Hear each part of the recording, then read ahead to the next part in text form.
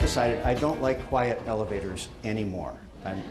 They freak me out a little bit. I feel strange standing at attention next to people that aren't talking. But I don't want to freak them out by turning around and saying, hey, what's going on? So I have decided to create a moment and an encounter. And so I ask people, are you on an adventure?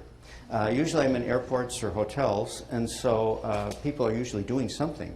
So first time I did this, I was at American Airlines at O'Hare Airport in Chicago. We're on the 3rd floor, going down to the 1st floor. I get in an empty elevator, and a family gets in, mom, dad, and 2 girls that are just on the cusp of young adulthood, 18 years old, 19 years old. They're not talking, and I thought, well, what's the worst thing that could happen, right? So I said, are you on an adventure? The older girl says, yeah, it's always an adventure with this family. The mother says to me, oh, she just got accepted at 2 schools, Ohio State and the University of Minnesota. She's got 9 days. She got early decision. 9 days she has to decide which school she's going to. Now, I used to work for Ohio Health in Columbus a little bit, so I said, the Ohio State University? Because that's how Ohio State tries to achieve superiority over other schools. They put a "the" in front of it. The dad says, you know about Ohio State? I said, well, I used to work in Columbus. I said, Minnesota's great. 2 great schools. The mother says, oh, good. Where should she go to school? And I said, well, if you go to Ohio State, you get your father football tickets. The dad said, I told you that. And I said, Minnesota's a great school. The mother at this point grabs my forearm. Now, I don't know this woman. We're in the elevator. I'm thinking to myself, why did I do this, right? She grabs my forearm and she says, yeah, fine, where should she go to school?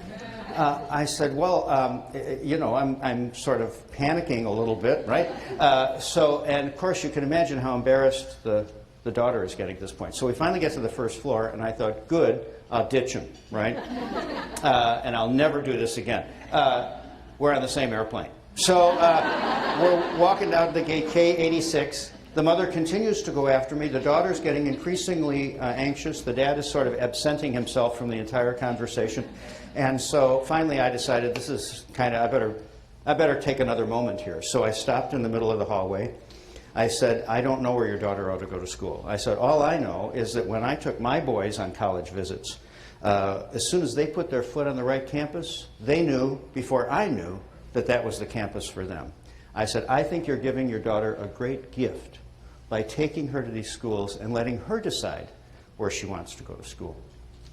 The mother gets real close to me. I mean, she stepped, you know how they kind of get into your space, right? And you could see a little tear start to develop in her eye. And she said, so you think we're doing the right thing? I said, oh, yeah. Have any of you had to send your firstborn off to college? Yeah. It's a big deal, right? It's not important for the 2nd, 3rd, and 4th, but the first one is a big deal.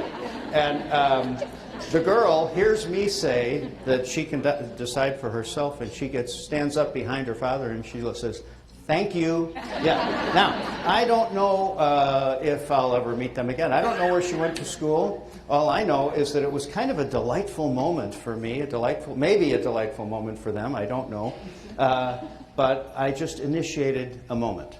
And that's what I think I'd like to suggest that all of us do beyond our professional responsibilities.